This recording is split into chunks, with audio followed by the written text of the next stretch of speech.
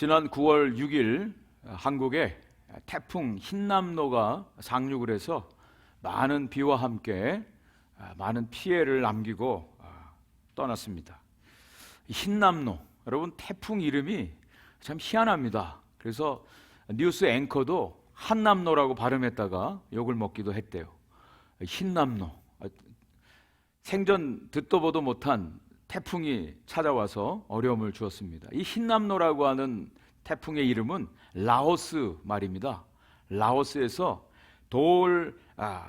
가시나무 새싹이라고 하는 뜻인데 라오스 사람들이 지은 이름을 그대로 또 태풍 이름으로 사용을 했습니다. 어쨌든 몇 년 전에도 태풍 피해를 경험했던 터라 방송에서 연일 이번 태풍이 초강력 태풍입니다. 강력한 비바람을 동반합니다. 조심하십시오. 대책을 마련하십시오. 여러 차례 경고를 했습니다. 그래서 몇 년 전에 태풍 피해를 봤던 사람들은 나름대로 모래주머니를 쌓고 또 창문을 막고 중요한 것들은 이동을 시키고 여러 가지 준비를 했어요. 잘 준비한 사람들은 그래도 피해가 적었어요. 그런데 여전히 이번에도 그냥 잘 지나가겠지 하고 태연했던 사람들은 많은 피해를 보았다라고 하는 것이죠. 잘 듣고 따라하는 사람들이 있는가 하면 대충 귓등으로 듣고 그냥 나는 안전하지, 괜찮지 하는 사람들은 언제 어떤 일들을 경험할지 알 수가 없습니다. 우리가 비행기를 타면 귀찮아도 꼭 한 번씩 거치는 통과 의례가 있습니다. 마지막 이륙을 앞두고 활주로에 가면서 반드시 승무원이 앞에서 시범을 보입니다. 비행기를 몇 번 타도 상관없어요. 매번 이륙할 때는 이렇게 하게 돼 있어요. 귀찮아도 들어야 됩니다. 평소에는 이 비행기는 안전하지 하면서 그냥 듣지 않습니다. 그런데 정말 언제 필요합니까? 비상 상황에 나는 안전하지, 나는 괜찮겠지. 그런데 정말 그런 일이 벌어진다면 나는 과연 어떻게 해야 될까? 오늘 본문 말씀은 예수님께서 마지막 때에 대한 말씀을 하시는 가운데 마지막 경고입니다. 더 이상은 마지막 때에 대해서 예수님 말씀하지 않으세요. 감람산 감화라고 되어 있는 이 예수님의 마지막 때에 대한 말씀, 마지막 경고입니다. 더 이상은 말씀하지 않으세요. 그리고 예수님은 십자가에 달려 돌아가시고 부활하시고 승천에 올라가셨어요. 이제 남아있는 것은 예수님이 경고하신 대로 반드시 이 땅에 다시 재림에 오시는 것만 남아있다는 것입니다. 마지막 경고입니다. 오늘 설교 제목이 무화과나무의 비유를 배우라입니다. 무화과나무의 비유를 배우라. 예수님이 마지막 경고에 한 말씀 하신 것이 무화과나무의 비유를 배우라. 우리는 무화과나무를 잘 흔히 보지는 못하지만 그 당시에 이스라엘, 지금도 이스라엘에는 무화과나무가 많습니다. 이 무화과나무의 비유를 배우라라고 하는 요 구절은요, 성경의 난제 중에 하나입니다. 많은 다양한 해석들이 있어요. 크게 두 가지로 해석을 합니다. 첫 번째 해석은 이 무화과나무는 이스라엘을 상징하기 때문에 국가적인, 민족적인 이스라엘을 말씀하는 것이다. 그래서 무화과나무의 비유를 배우라. 무화과 때가 되었다라고 하는 것은 민족적인 이스라엘이 1948년 5월 14일 날 독립하는 것으로 해석을 하는 사람들이 있습니다. 그래서 그때부터 한 세대가 가기 전에 주님이 재림에 오실 것이다. 사람들이 계산하기 시작했어요. 1948년부터 한 세대가 언제냐?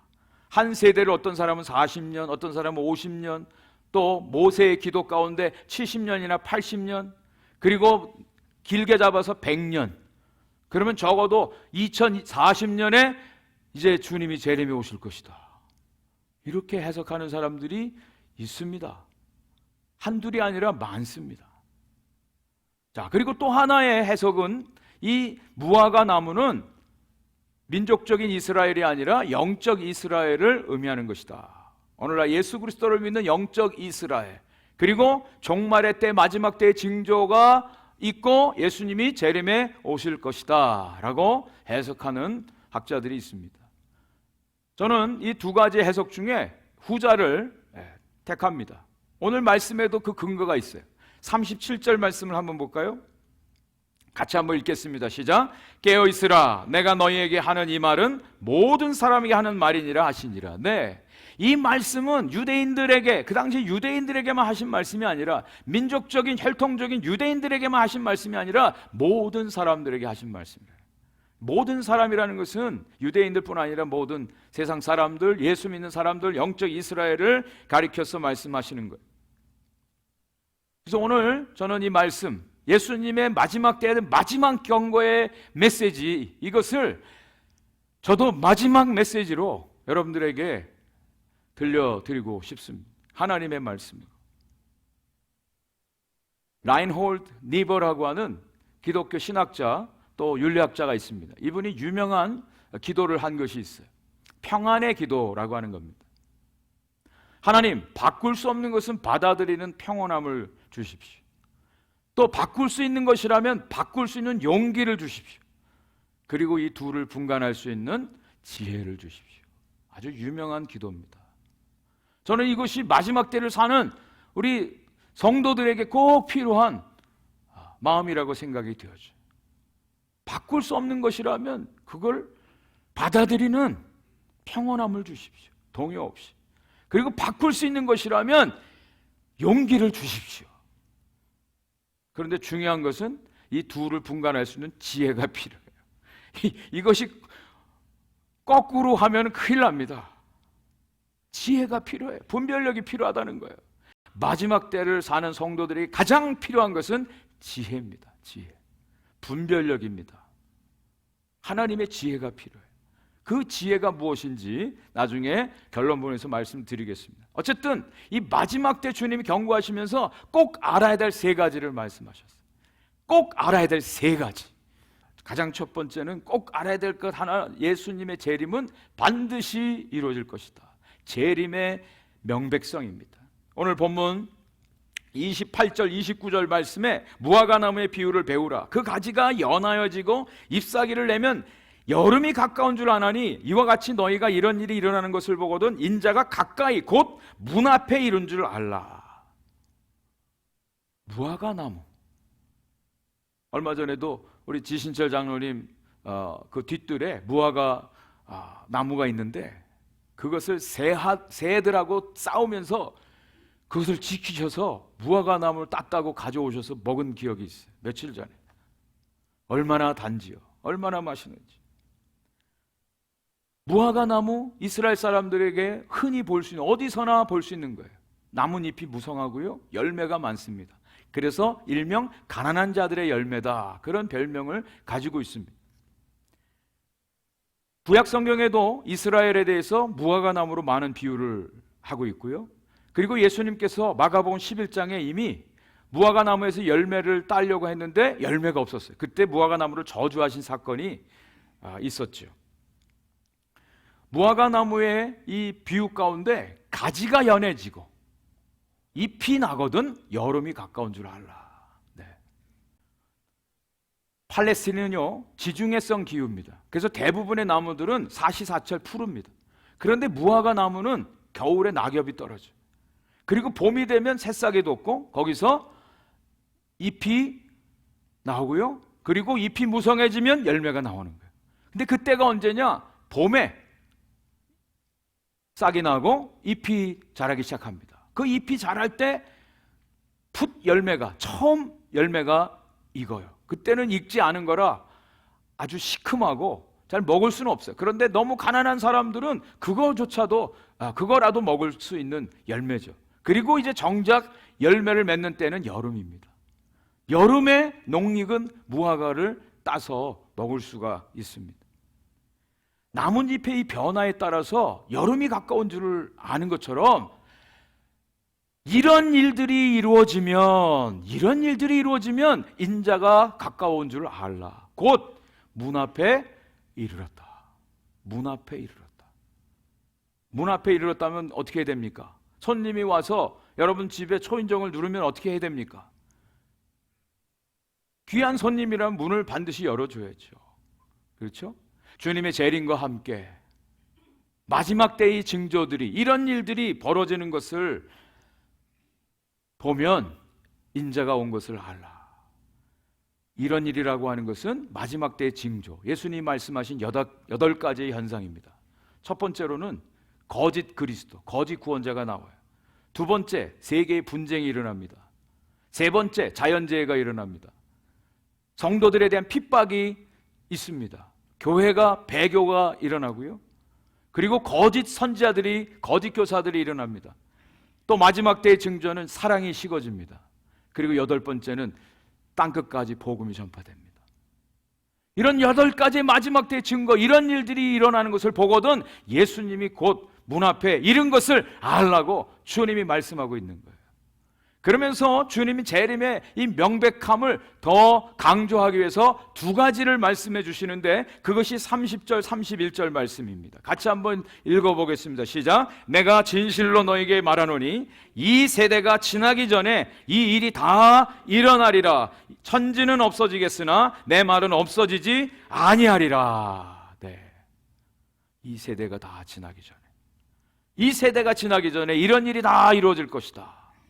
천지는 없어지지만 내 말은 없어지지 않을 것이다 라고 주님이 말씀하고 있어요.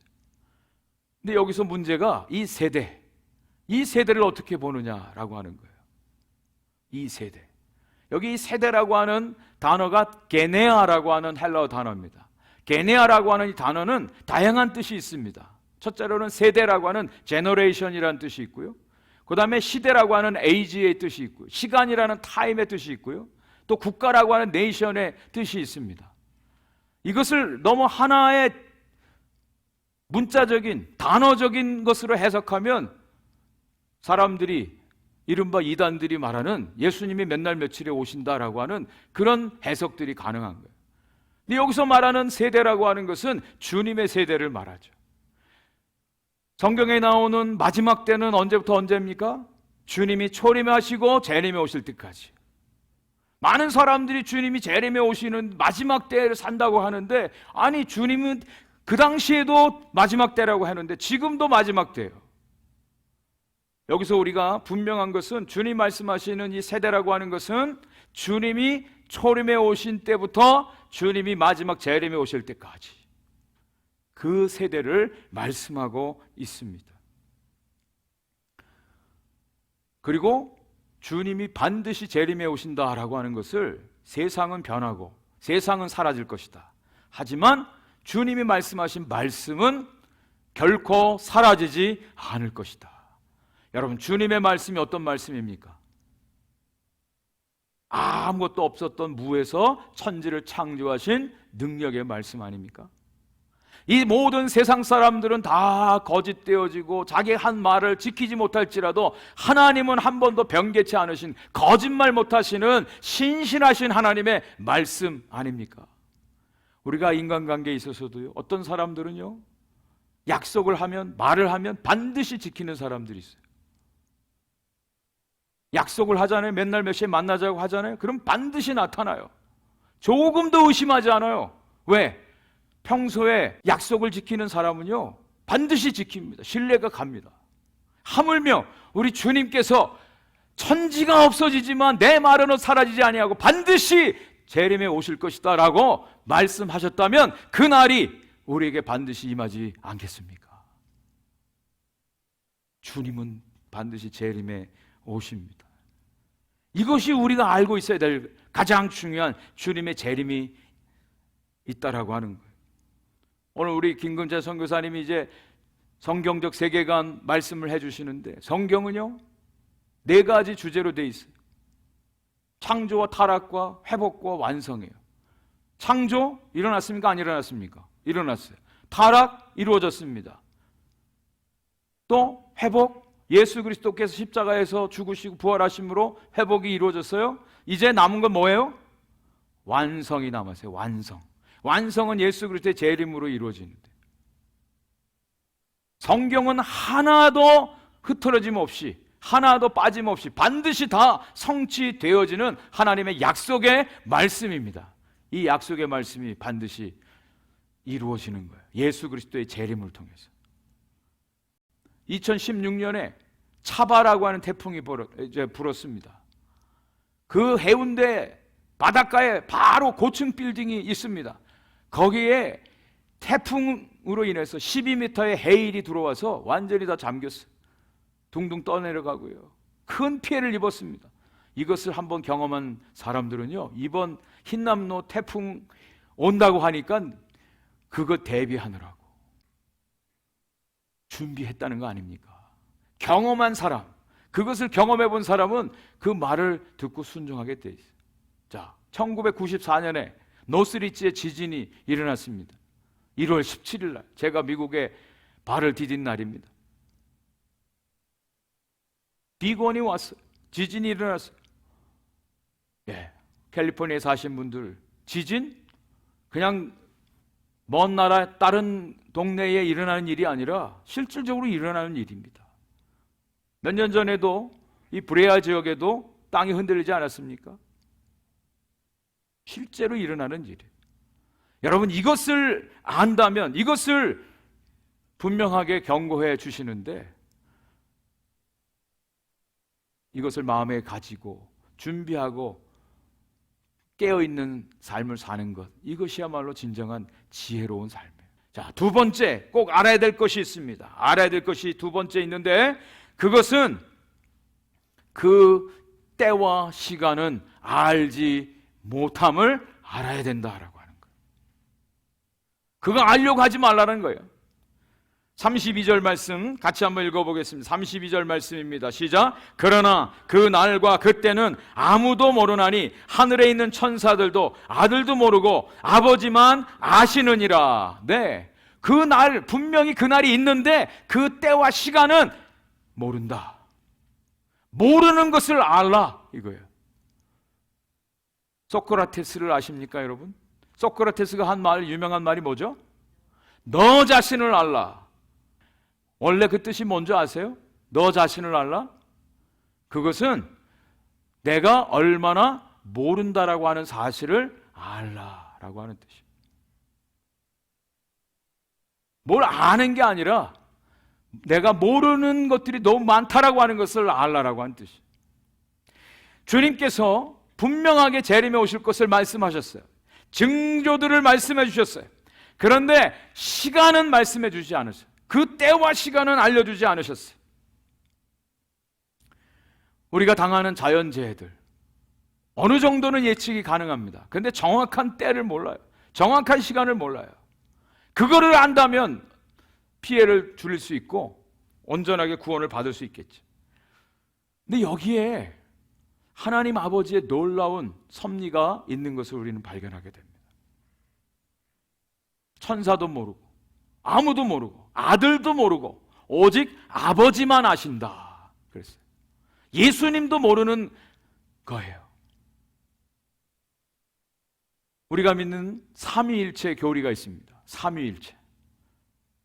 본질은 성부 하나님, 성자 하나님, 성령 하나님이 본질은 동일해요. 본질상 동일해요. 그러나 삼위로 계시는 분입니다. 동일한 본질이지만 또 구별이 되어지는 존재가 바로 이 삼위일체 하나님이세요. 예수님께서 겟세마네 동산에서 기도하실 때 땀방울이 떨어져 핏방울이 되도록 기도하시는 내용이 무엇입니까? 아버지, 내 뜻대로 마옵시고 아버지의 뜻대로 이루어지기를 원합니다. 아버지의 뜻을 구하고 아버지의 뜻이 이루어지기를 간절히 기도했습니다. 주님의 재림도 주님조차도 모르고 오직 아버지만 아는 것이라 라고 말씀해 주고 있어요. 그런데 많은 사람들이요, 그 예수님도 모르는 것을 알려고 노력해요. 예수님도 모르는 것을 자기들은 안다고 사람들한테 얼마나 떠벌리고 그것을 통해서 많은 사람들을 어려운 일로 빠지게 했는지 모릅니다. 되게 똑똑한 것 같은데 되게 어리석은 사람들이에요. 주님이 알지 말라고 하면 알지 않아도 괜찮아요. 그거 가지고 사고 치는 거예요. 꼭 알아야 될 것은 알려고 하지 않아요.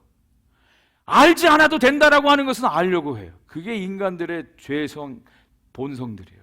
여러분, 정말 지혜로운 사람들은요, 해야 할 일들을 제대로 하는 사람들이에요. 제대로 해야 될 일은 하지 않아요. 근데 거꾸로 합니다. 그러면서 자기가 지혜로운 것 같이 생각되어지는 우울을 범할 때가 상당히 많이 있습니다. 주님께서 분명히 말씀하셨어요. 이것은 너희들이 알지 않아도 돼. 여기에 하나님의 뜻이 있어요. 더 깊은 뜻이 있습니다. 하나님은 저와 여러분들을 사랑하십니다. 우리 피조물들을 사랑하세요. 그런데 모든 걸 다 주시지만 하나님이 마지막에 꼭 구별하시는 것이 하나 있어요. 그것은 창조주 하나님과 피조물 사이의 경계를 넘지 말도록 하나님이 하십니다. 가장 먼저 나타나는 것이 에덴 동산이에요. 하나님이 아담과 이브를 만드시고 모든 동산 나무의 과일들 다 먹어도 된다고 그래서 자유를 주셨어요. 그런데 단 하나, 선악과만은 먹지 말라.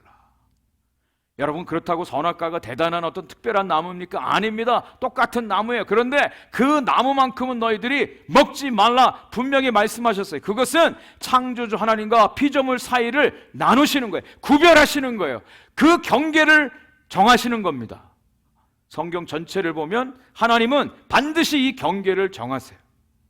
성막을 짓잖아요. 성전을 짓잖아요. 하나님이 사랑이신데 절대로 지성소에는 아무나 못 들어오게 하십니다. 경계가 있어요. 하나님은 우리를 사랑하시는 분, 자기 아들까지 내어주시는 풍성하신 하나님이에요. 그런데 이 하나님이 정하신 경계, 하나님의 자리까지는 나오지 못하도록 하나님이 하세요. 그것이 죄입니다. 선악과를 따먹지 말라. 선악을 알게 하는 나무의 실과를 먹지 말라. 뱀이 하와를 유혹한 것이 그것 아닙니까? 이것을 먹는 날 너의 눈이 밝아져서 하나님같이 될 것이다.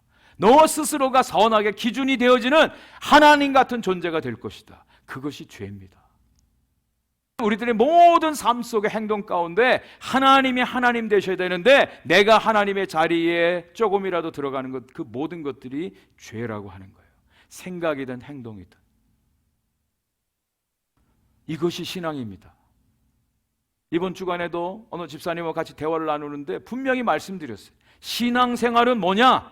내가 내 주인의 자리에서 내려오는 것이다. 주님이 주인 되어주시는 것이다.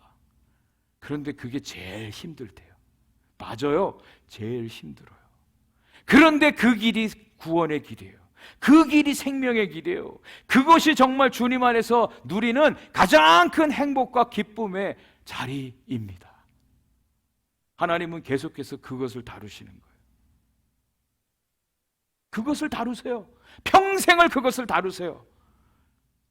그리고 정말 내 인생에, 나의 삶에 오직 하나님이 하나님 되시고 주인 되실 때 하나님이 약속하신 그 놀라운 하늘의 평강과 기쁨을, 자유를 우리에게 허락해 주십니다. 그걸 경험하게 돼요. 그 때와 시기는 아무도 모르나니 아들도 모르고 오직 하나님 아버지만 아시느니라.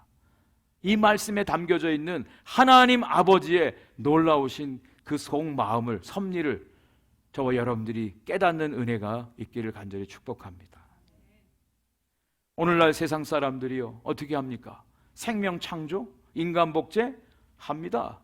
성 정체성, 자기 스스로 자기들이 원하는 대로 선택할 수 있다고 가르칩니다. 선악의 기준이 자기에게 있습니다. 그런데 하나님은 당신의 영역을 마지막까지 양보하지 않았어요. 마지막 클로징 타임, 클로징의 피리어드는 하나님이 찍으십니다. 그것이 바로 이 주님의 재림의 때와 시기를 알지 못하게 하시는 하나님의 뜻이에요. 저는 그것이 가장 삶으로 나타나는 시간이 예배라고 생각됩니다. 여러분, 이 예배가 바로 하나님이 하나님 되고 우리는 그분의 형상대로 지음받은 피조물이라고 하는 것을 깨닫고 고백하는 시간입니다. 그 순서가 온전히, 질서가 온전히 잡힐 때 진짜 예배가 되어지고요, 하나님이 약속하신 평안을 우리가 경험을 할 수가 있어요. 그게 예배입니다. 예배가 얼마나 중요한지, 예배를 통해서 하나님이 하나님 되시는 놀라운 특권이 이 예배 가운데 있음을 우리가 다시 한번 깨닫고 예배의 복을 누리시는 저와 여러분들 되기를 간절히 축복합니다. 마지막 세 번째 알아야 될 것이 있어요. 그것은 주님의 재림을 준비하는 종의 할 일입니다. 우리가 해야 될 일을 아주 정확하게 주님이 말씀해 주고 있어요. 그냥 흐리멍텅하게 그냥 대충 말씀하지 않으세요. 정확하게 우리가 해야 할, 주님을 맞이할, 주님의 재림에 맞이할 성도들이 해야 할 세 가지를 너무나 정확하게 말씀해 주고 있어요. 자, 그것이 무엇인지 한번 보겠습니다. 33절 말씀부터 한번 읽어보겠습니다. 시작. 주의하라, 깨어있으라. 그때가 언제인지 알지 못함이라. 가령 사람이 집을 떠나 타국으로 갈 때에 그 종들에게 권한을 주어 각각 사물을 맡기며 문지기에게 깨어있으라 명한과 같으니. 35절. 그러므로 깨어있으라. 집주인이 언제 올런지, 혹 저물 때였는지, 밤중이 일는지, 다굴 때이든지, 새벽이 일는지 너희가 알지 못함이라. 그가 호련히 와서 너희가 자는 것을 보지 않도록 하라. 네, 여러분, 이 말씀에서 제일 많이 반복되어진 단어가 무엇입니까? 깨어있으라. 깨어있으래요. 깨어있으래요. 어떻게 잠 안 자고 깨어있을 수 있습니까? 깨어있으라는데 잠 안 자고 깨어서 매일 철야하고 흰옷 입고 기도원에서 기도하고 그렇게 주님을 준비하라고 주님 말씀하셨을까요? Be alert, keep watch, watch. 4번이나 깨어있으라고, 깨어있으라고, 깨어있으라고 계속 말씀하고 있어요. 우리 한국에 있을 때 민방위 훈련을 많이 했습니다. 사이렌이 불면 차차삭 해가지고 지하실로 도망가고 숨고 막 그거 많이 한 기억이 있습니다. 그렇죠?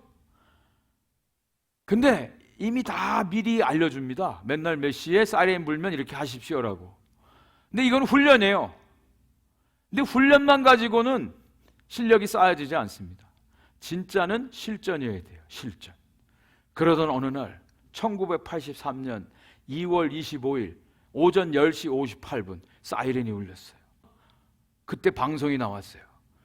실제 상황입니다. 이건 훈련이 아니라 실제 상황입니다. 그러니까 사람들이 막 난리가 났습니다. 난리가 났어요. 사연인즉슨 북한의 이웅평 대위가 미국기를 몰고 넘어온 거예요. 실전이죠. 실전이죠. 사람들이 당황했어요. 그냥 훈련하고 실전은 다릅니다. 근데 진짜 실력은 실전을 통해서 쌓아지게 돼 있어요. 여러분, 깨어있으라고 하는 것은 그냥 맨날 몇 시에 알려주고 준비하고 매뉴얼대로 하고 그냥 도장 찍는 것이 아니라 이제는 실제라고 하는 거예요. 실제. 언제 주님 오실런지, 오늘 밤일런지, 내일일런지, 정말 주님 만날, 주님의 재림을 맞이할 준비가 되어 있는지 깨어있으래요. 이것은 영적인 경성함으로 깨어있으라는 거예요. 영적으로 깨어있으라는 거예요. 언제든지 주님 만날 준비하라는 거예요. 언제든지 주님 만날 준비하라는 거예요. 이 말씀을 하신 마태복음 24장에 구체적으로 주님이 말씀해 주셨어요. 친절하게. 마치 주님의 재림의 날은 노아의 홍수 때와 같다. 홍수가 일어나기 바로 전까지 사람들은 먹고 마시고 시집가고 장가가고 일상의 일들을 했다라고 하는 겁니다. 그때 갑자기 홍수가 임했죠. 주님의 재림도 이와 같다 그랬어요. 두 사람이 밭에서 일하다가 한 사람은 데려감을 당하고 한 사람은 남겨둠을 당하고, 두 사람이 맷돌을 집에서 갈다가 한 사람은 들림을 받고 한 사람은 남겨지고, 두 사람이 잠을 자다가 한 사람은 올라가고 한 사람은 남겨지리라. 우리들의 일상이 그냥 되어진다라고 하는 겁니다. 어떤 특별한 주님이 재림하니까 모이십시오, 일주일 동안 금식하며 기도합니다. 그런 일이 아닙니다. 그냥 일상에 여러분들이 다 일하시는 거예요. 밥하고 빨래하고 다 하는 겁니다. 그런 가운데 주님이 오시는데 그때 준비하라는 거예요. 준비되어 있어야 된다는 거예요. 언제든지 준비되어 있어야 된다라고 하는 거예요.